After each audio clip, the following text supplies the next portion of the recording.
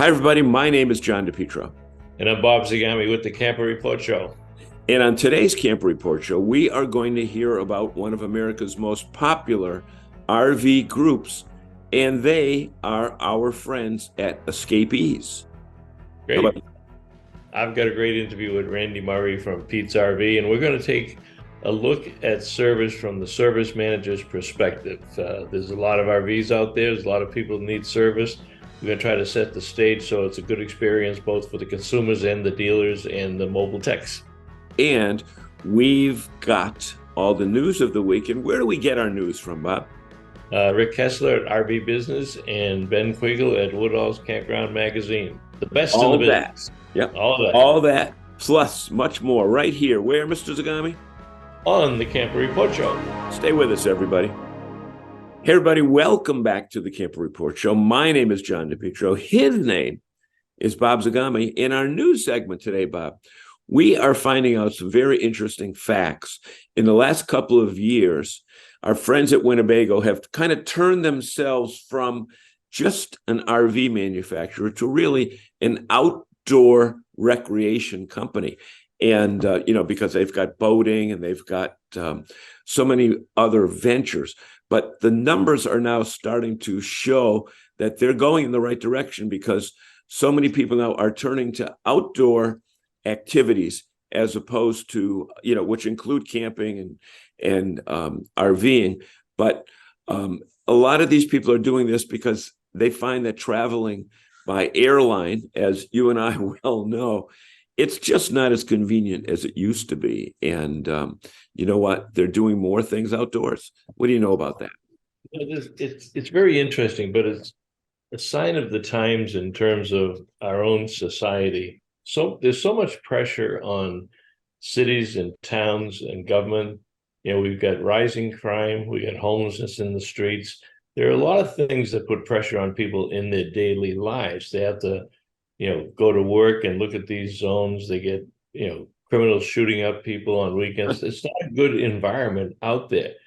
And so you can see it's not laughable. I shouldn't be laughing about it. But you can see why they thirst for that weekend and their ability to get away. And where's the best place to get away is on the great outdoors, whether it's a hike, whether it's a boating trip, whether it's swimming down at the old swimming hole. So it's kind of a return to what life was like many years ago, but they're seeking out quietness, camaraderie with people that have like-minded ventures on the weekend.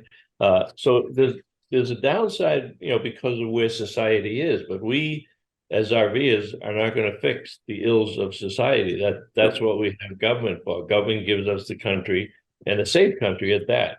However, as the RV industry, in the outdoor hospitality industry, we give people exactly what they need at this time in our country's history and in their own lives. Yep. And, there's a quote here from our friend Mike Happy, who's the president and CEO of Winnebago Industries, which, again, it's their more than just RVs. It's clear that interest in activities like camping, boating, and hiking continue to rise as more people become exposed to them and experience the benefits of spending more time outside. Now, you and I were flying back from the Winnebago meetings in March of 2020 when that thing called COVID was just going on. And since that time, from 20 to 22, 82% of Americans indicated that they participated in outdoor activities such as camping and hiking at a location away from home, boating, or visiting a state or national park. Now, that trend continues as 97% of Americans say they plan to enjoy outdoor activities this coming year, an increase from last year. So those numbers are continuing to go up and up and up. And again, it's good for Winnebago because they'll sell more boats and they'll sell more RVs. But it's also good for Americans because, you know what, we became so stagnant that our activity was watching other things on TV. Now you get up to the great outdoors. Although, it's the variety of ways that we allow people to recreate. Yes, this is validation of Winnebago's investment in changing the image of the company to Winnebago Outdoors. And that can be a Grand Design fifth wheel. It could be a Chris Craft boat. It could be a Barletta pontoon boat, but they are making, I don't want to call them toys, but they're making RVs and boats that allow people to enjoy the outdoors more, as are many other manufacturers. But there's so many options between a regular campground, a luxury resort, a glamping resort. You can rent a cabin. You can rent somebody else's RV and go on a trip.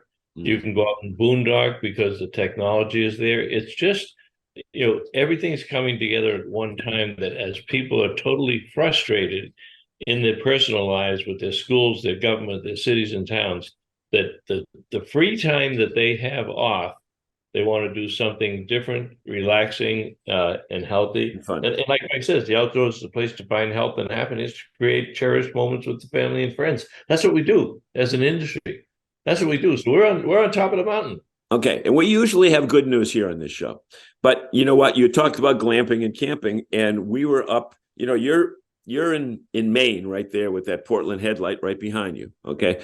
We were camping up in Maine this weekend, and there are stories of communities where there are glamping and campgrounds planned that are now pushing back, because that expansion from 2020 to now, with the increase in demand for camping, has made campground ownership very profitable. So as they continue to grow and expand, companies are saying, wait, that's enough. And our friends at Terramore, which is part of KOA, and Under Canvas, which is another company that already have existing facilities in the great state of Maine, new companies are coming in and trying to duplicate that. And the small towns are saying no. And even to the point where, when we were in Bar Harbor this weekend, our host there told us that the town even wants to stop the number of cruise ships coming into Bar Harbor, because it's inundating the town on certain days of the week when the regulars can't get around.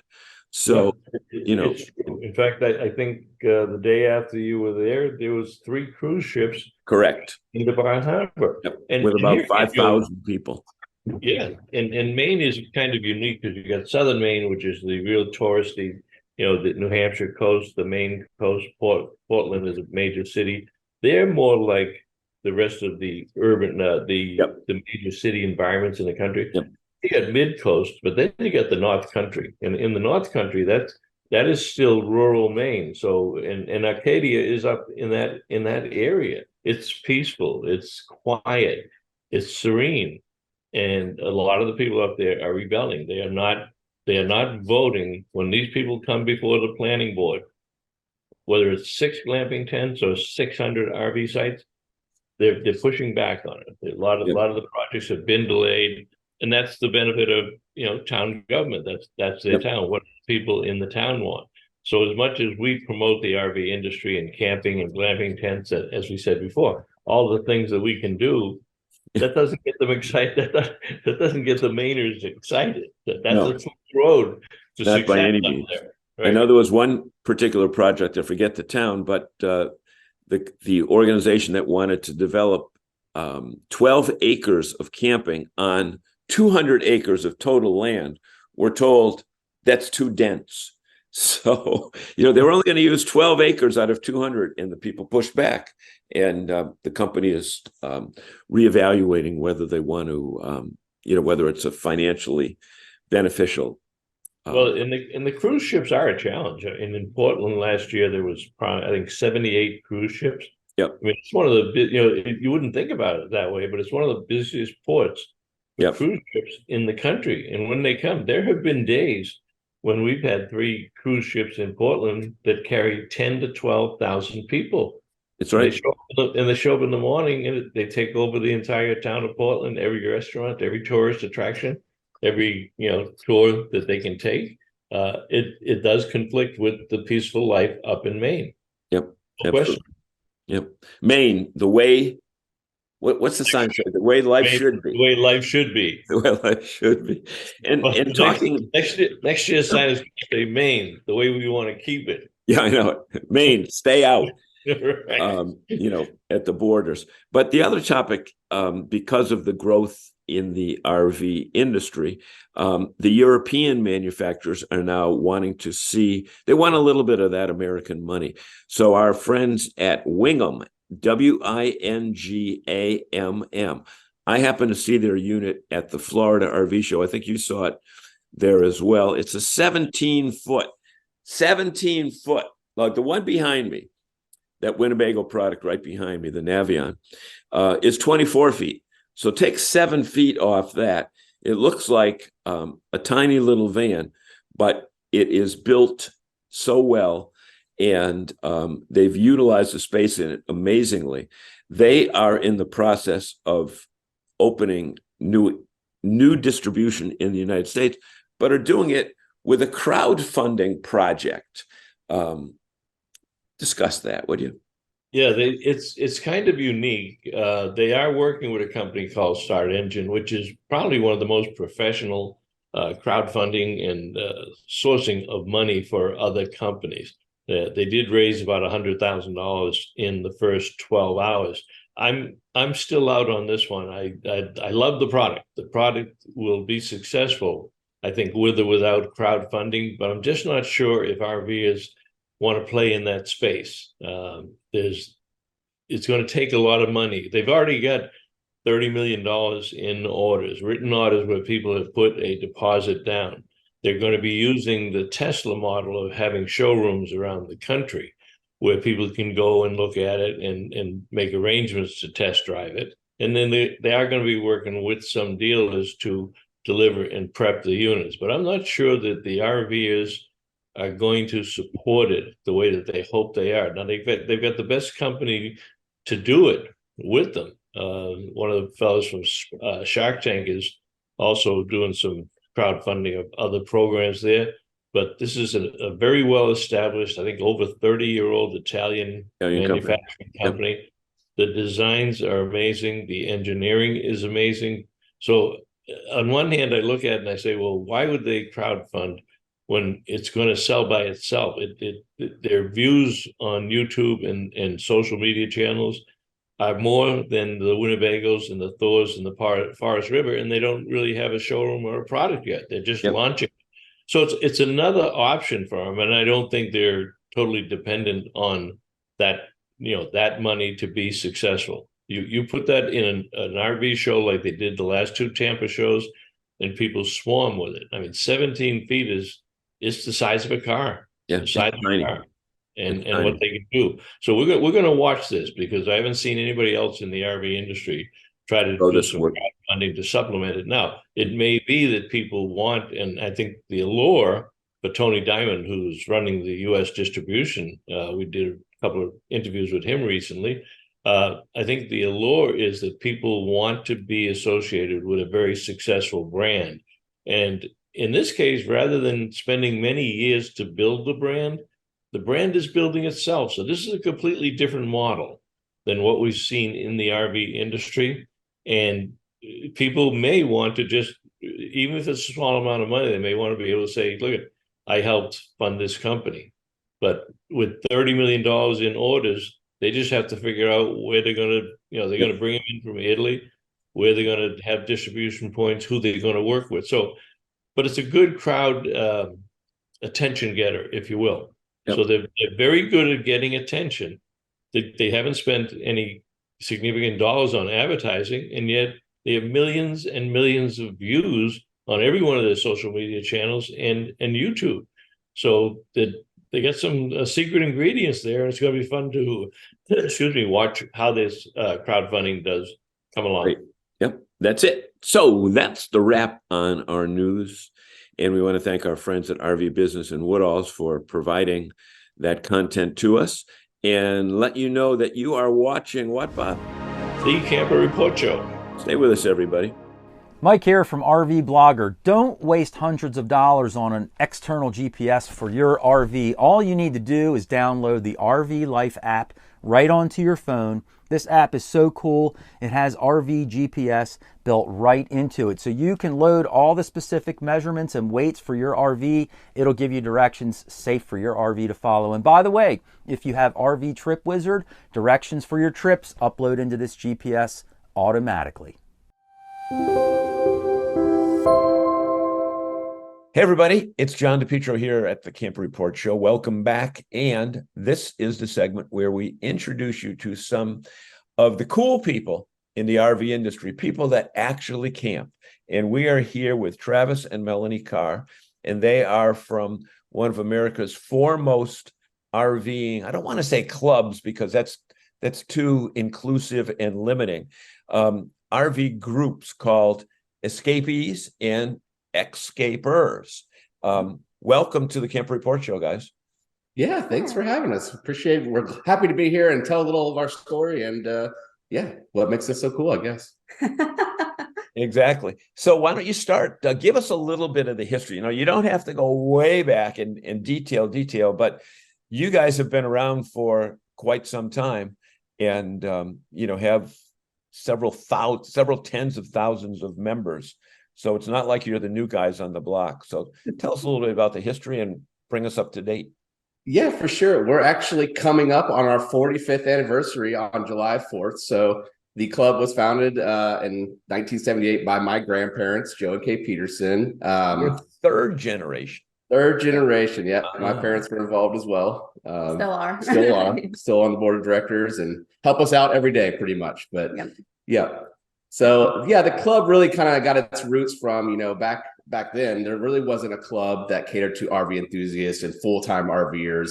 And so my grandparents kind of needed or saw this need to connect the community together and connect like-minded RVers who needed a support network, support one another, learn from one another, and also just connect with one another. So that's really the founding roots of the club. And that is very much still what carries on today. And where it stands today, the heart and soul of our club is about community, but we also offer support services like mail forwarding. We own and operate campgrounds. We have education. We do events. So it's really just like the slogan is, a total support network. And Travis has been RVing his whole entire life because of the club, but I got involved in my early 20s, and that's when we got our first RV, and our son was about 1 year old, and we just fell in love with the lifestyle, and we traveled around to all of our campgrounds, and from there we've been part-timers ever since. And your son's 32 now. I'm sorry. 32 now. Yeah. Yeah, right, exactly. Yeah, they are growing up fast. Yeah, they grew up fast. You know what? Yeah. When you're in a different neighborhood each week, you grow up quickly. Yeah. But the interesting thing, as I go through the website, I see that you don't cater to one group of people, age group or full-timers or whatever. It really is a wide variety of people, which means you guys have a lot of work to do to keep 60,000 or so members continuing to renew their membership. Yeah, and that's actually that's why Escapers was born, to kind of bring the club back round to its original roots, which catered to families and working RVers. And as the demographics kind of trended up, so did our club, and we were realizing we weren't really fulfilling that need. So that's when Travis and I were on the road a lot more often back then, and we were like, okay, we're meeting people like us that travel with children and they're remote working, but they're not coming to Escapees. So we had to find a way to bring community resources. And Escapees has always been inclusive, even beyond just the age. We've always had every type of RV, from whether you're in a pop-up to a pre, it doesn't matter for us. Right. And it doesn't matter if you're a full-time or a weekender. So like you said, it's definitely a lot to cater to every lifestyle. And really the only commonality most members have is they're RVers. 4 wheels. Yep. Or 6 wheels or 10 wheels, whatever. We're still one big family. But you know what? When I go through the website, it also, there's 3 words that keep coming out when you go from page to page. It's support, education, and what I think the most important thing is community. Mm-hmm. Yeah. Would you rank those in that order? Or if you do, for sure, we would. Support is kind of the backbone, but really a big part of support is community. Community touches every piece of those components, from support and even education. It's all community driven, from our magazine, which is the members' content, writing and sharing their experiences. So community touches every aspect, and it really is the heart and soul of the club. So yeah, 100% agree. Yeah. Now, since, I think we referred to this before we pressed the record button, March 12th, 2020, we're flying back from Palm Springs from a Winnebago dealers meeting, and the world is shutting down behind us. Like Coachella is shutting down, the NBA is shutting down, NASCAR is shutting down. But at the same time, RVing within a month skyrocketed. The sales of products, the use of campgrounds, et cetera, et cetera. Do you see a blip in your chart of members or phone calls coming into your organization to find out, hey, what are you guys all about? I just bought this RV. I don't know what to do with it. I don't know about gray tanks, black tanks, white tanks. I don't know anything about 30 amp, 50 amp. Can you help me with that? Did that kind of explode for you? I would say, yeah, we've seen steady growth over the past, I would say 5 to 8 years. Mhm. And we have kind of seen that trend upwards. One thing that was a little bit different about us is some of our business lines, like we own campgrounds, those were booming because people were staying in place, but we had to put a pause on our events.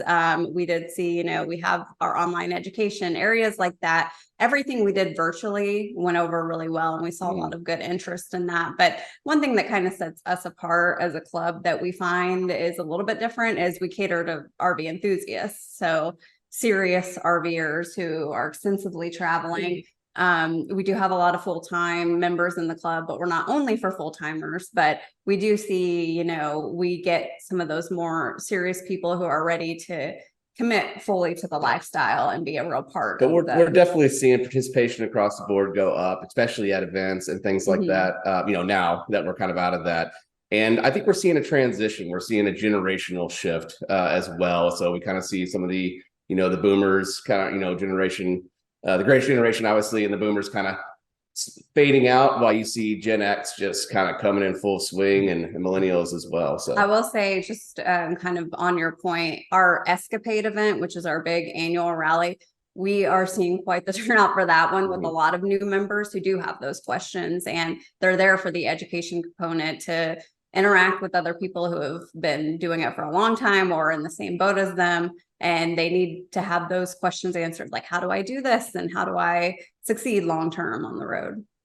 So with that generational shift that Travis, that you just mentioned, are you seeing a difference in where people want to camp? In other words, are the new people coming in looking more for BLM lands and off-road stuff versus the older generation that had the 45-foot diesel pushers that wanted a campground to park on Friday, and not the only movement they had would be from the driver's seat to the rocking chair?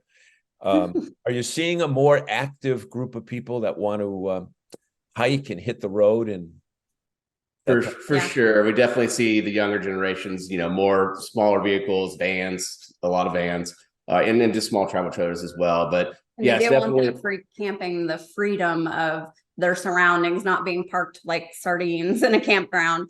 They want to experience nature, and that's why they are living that lifestyle, to be able to move anywhere they'd like. So yeah, they aren't necessarily looking for those campgrounds. And again, I think some of that has to interplay too with, again, the type of RVer that our community attracts. These serious RVer, they're the ones that are on the road long term because they want to explore. So that is the lifestyle. It's going around campgrounds, it's great and all, and you can experience cities and you can drive over and obviously get a great experiences, but it's not quite the same as looking out your window and seeing a picture like what you have behind you, Yeah, exactly. And, now that COVID has come, and some say it's gone, but nevertheless, it's opened up the opportunity to work on the road for so many more different occupations that don't require physical status, within an office. I'm sure that is probably impacting the type of programming that you offer.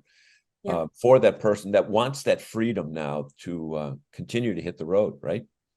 Yeah. Couldn't agree more. I mean, we saw that coming, but COVID's definitely excelled just the mindset, I would say, of a lot of organizations and companies to allow that ability. We were catering to that audience even before COVID, with remote work. I mean, that was kind of where Escapers was born, and that was the shift. Back in the day when the club was founded, we're talking union electricians, traveling nurses. Those were the workers on the road. They didn't rely on internet and all of Right. these technological resources that 'Cause it wasn't make there. it possible for Yeah. us to do. But now that's all there, and internet's more accessible than ever with things like Starlink, and it's just going crazy. Yeah, it's so funny. In a So good many way. people want to hit the open road and Yeah. have their freedom, but they must be connected because they need to be connected for that thing called a paycheck. Yep, exactly. From that end of it. So, you know what? There's so much more to talk about with your organization. We could spend one show with each segment, like birds of a feather type thing, or hops and all this other stuff, et cetera. Would you guys come back with us periodically and fill us in on the details of those specific? Say that 5 minutes fast. Yeah, we'd be happy to. I think that's one thing that we kind of pride ourselves on as an organization is we really look at the needs of the RVer, and that's why we've grown into this multitude of resources.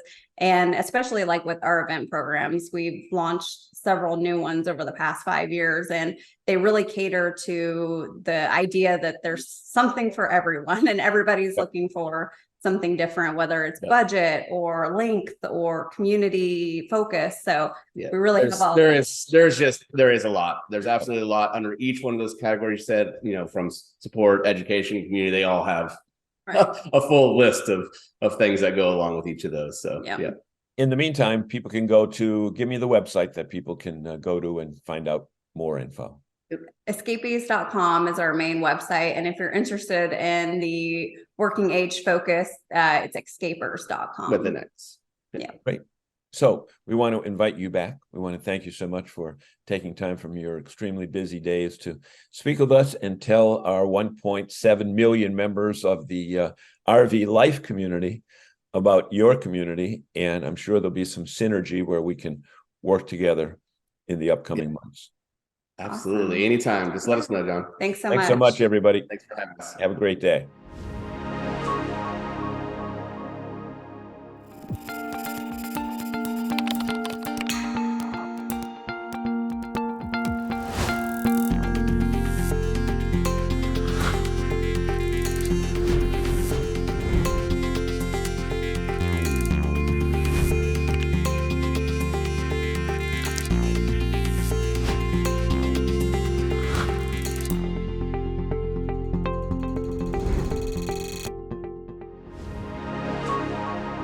All right, welcome back everybody to the Camper Report Show, and my guest today is Randy Murray from Pete's RV Centers. 9 of them now, Randy?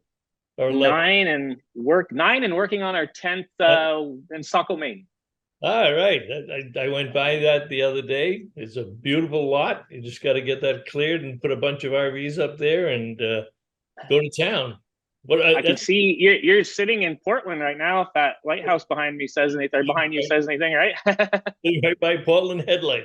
Right? The good Maine fresh air, waiting for the lobsters to be delivered. Yeah, absolutely.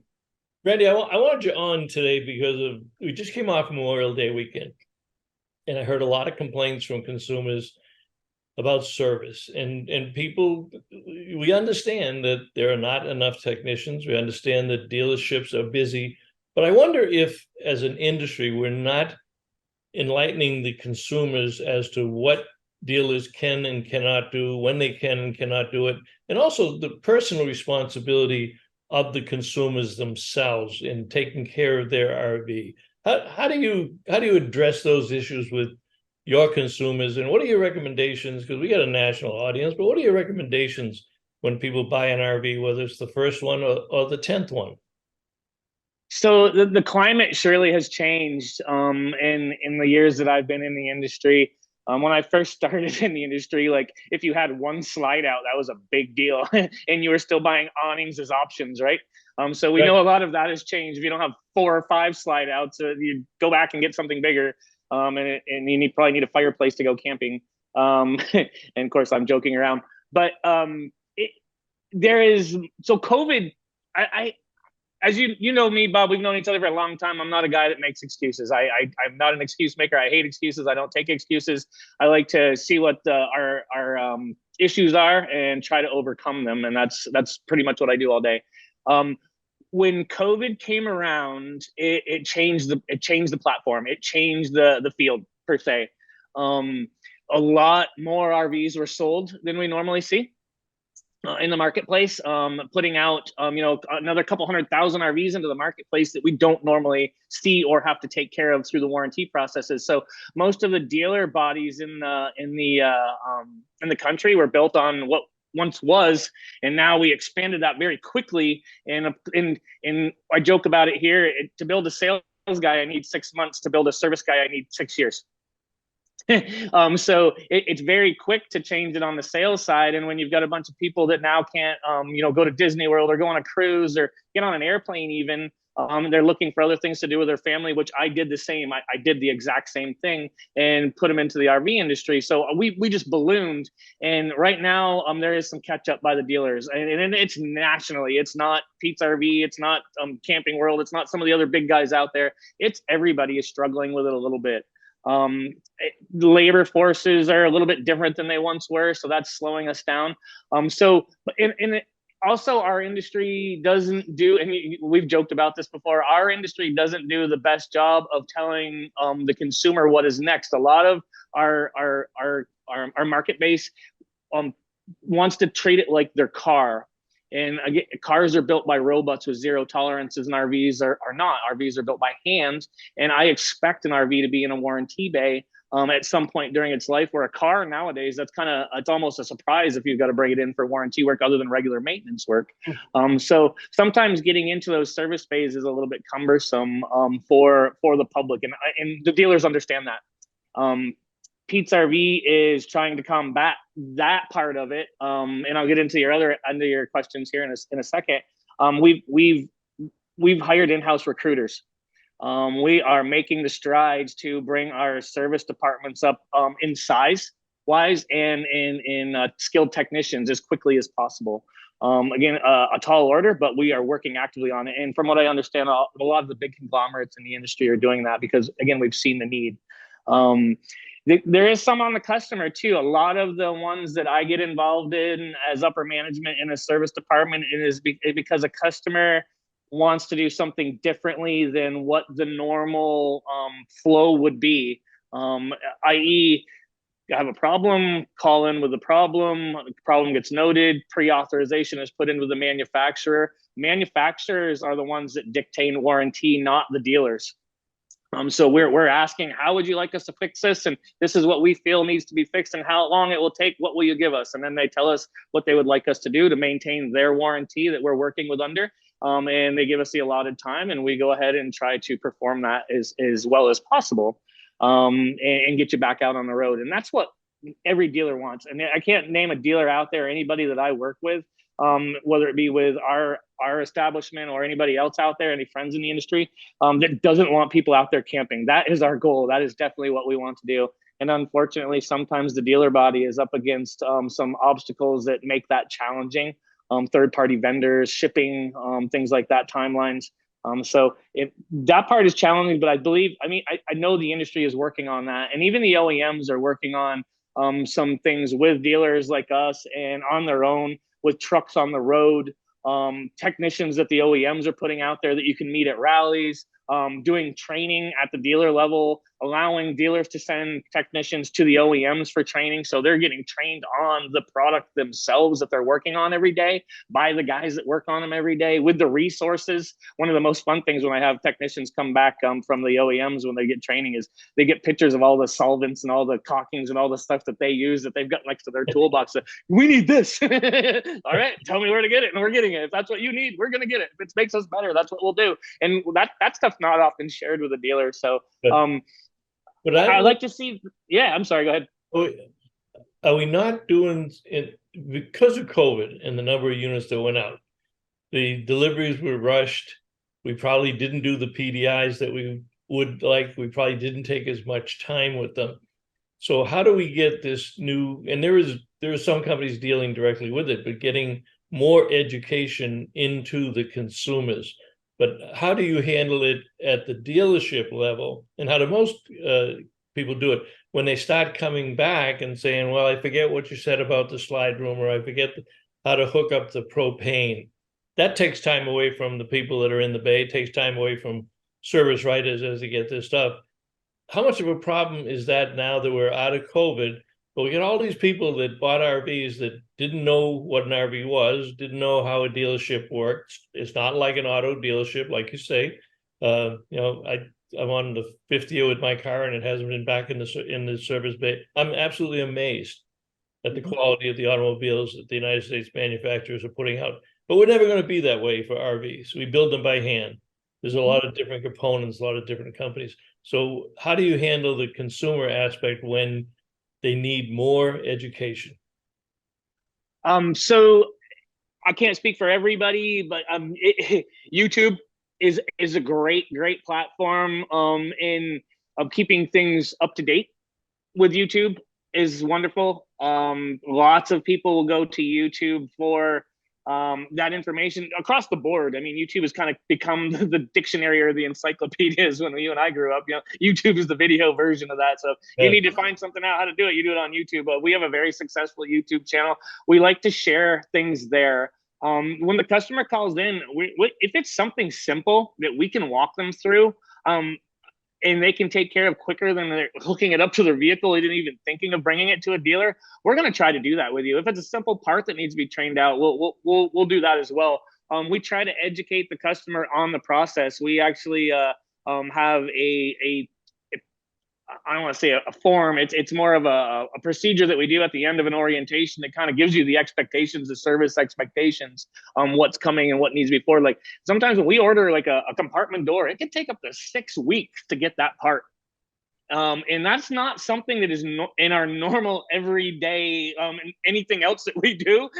Amazon is delivering it in the right market the same day. I'm like, where you sit in Florida, you can probably, if you order it in the morning, you're getting it within 24 hours. Unlike that in Vermont, but some of the other locations I work, it's amazing. I got 4 hours later, the parts being dropped off at the dealership. That is not the case here. Lots of customers will be like, I can find it on Amazon, and you're waiting 6 weeks. So those conversations are tough. That is our industry. We want the customer, we want the consumer, the end user to take ownership, obviously, and we would love to help them along with some of their stuff. Now, some consumers are wonderful and have no problem doing this, and they understand that, hey, I'm going to have to wait to get in, and if they'll help me help myself, I'm more than happy to do that. Some people are like, what? You profess to be and are not that person. Right? You take it to another level. I think you mentioned YouTube, and we all know there's good stuff out there and there's bad stuff. You have to get it from an authoritative source. Now, you put a lot of your videos that you do, that Pete's RV does, up on your YouTube channel, so you can easily reference to a customer, check out this particular, send them a link and say, here's how you can take care of it yourself with something that you've done. It'd be as if they were sitting in your dealership and sitting in the bay to get that kind of work done, correct? Correct. We do that by design. We will actually, I have them log the questions that are asked in the service departments, and we will take and compile that data. And the ones that get asked the most, we'll shoot a video on it to help out our service departments. Today, we just had a meeting today. I have blocked out some time with Cam LeClaire, who works in our marketing department, and him and I are tomorrow actually getting together and shooting some videos that I have an email sitting in my email that I'm supposed to shoot the videos on. So I got to check that out and make sure that I'm prepared for that.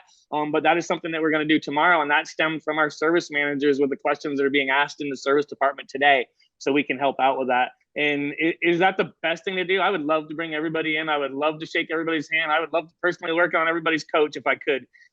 That's just an unrealistic idea. So the next best thing we can do is try to look forward to see what the information the customer is looking for, and try to provide the customer with that information and come up with a plan on how to make it just flow nicely, and how it needs to be a benefit to the customer. If you buy something with a warranty, I don't want you to have to feel like that you're working for your own warranty. But it is real that maybe getting into a service bay in a very quick, timely fashion to take care of something that could be taken care of very easily by the end user.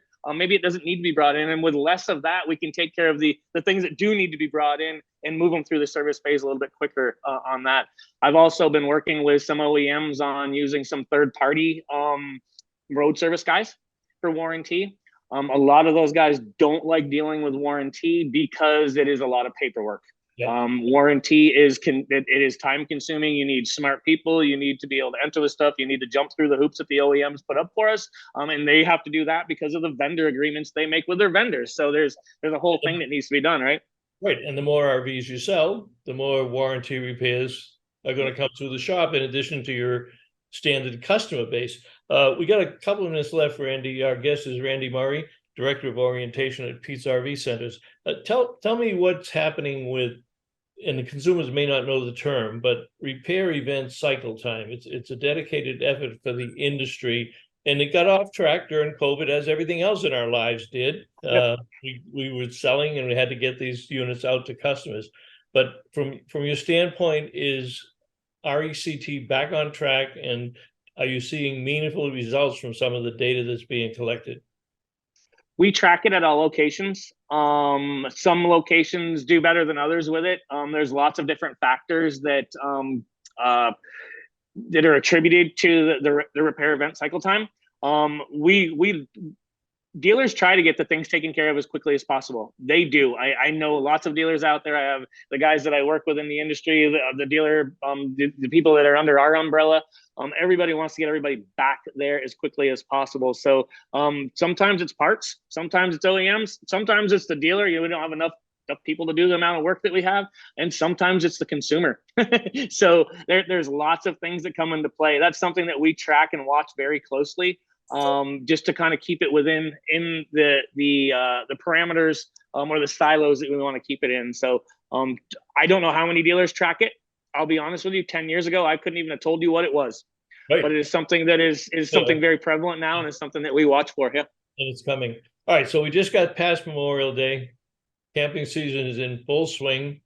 What's your prediction for the camping season? What are you seeing in terms of sales and the kind of staffing support that you're going to have to put out there to take care of all those customers?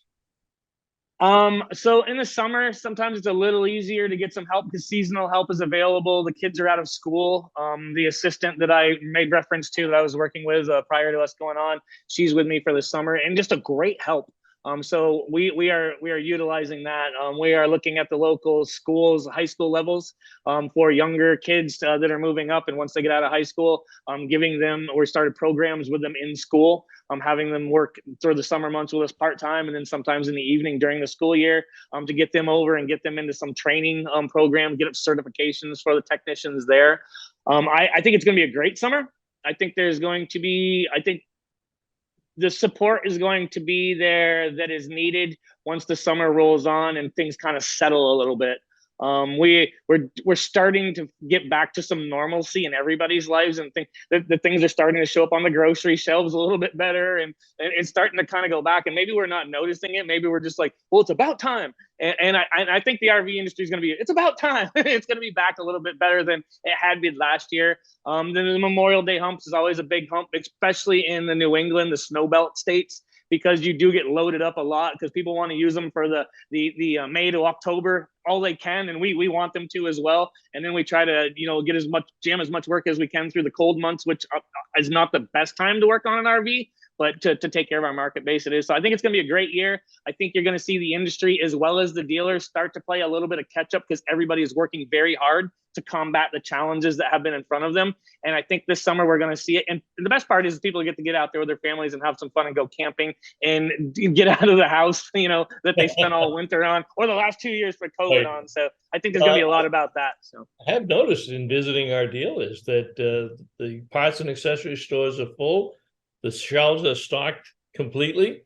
They've got really good inventory, and now because of a little dip, There's probably, I tell people, there's probably never been a better time to buy an RV in the last 5 years than right now, given the inventories and the price reductions as things come back in line. It is a great time to be in the RV business, that's for sure. We're starting to see some incentives out there again. It's starting to come back to the way we did business in 2019, right? And so you're starting to see right. Right. I'm starting to see some programs from the OEMs. I'm starting to see some neat stuff coming from the vendors to save people money. We're putting some programs together. The climate has definitely changed on how people purchase the aftermarket side of things. So we're working on some really neat things to take care of that. And I'm excited. Getting ready for Hershey. There's a lot of planning that's going into that and some new things that we're going to be rolling out there. So lots of new things are coming. What happened in the past, Bob, has forced us to think differently and work harder for the consumer. And again, there's been a little bit of catch up and it's nationwide, but I think once we get there, it's going to be better across the board. And I'm really excited for that day. I agree. It's starting off really well. All right, Randy Murray, always a pleasure. Thanks for joining us on the Camper Report Show, and we'll catch up to you down the road, my friend. Absolutely, Bob. I look forward to seeing you, my friend. Have a great evening. And thanks again.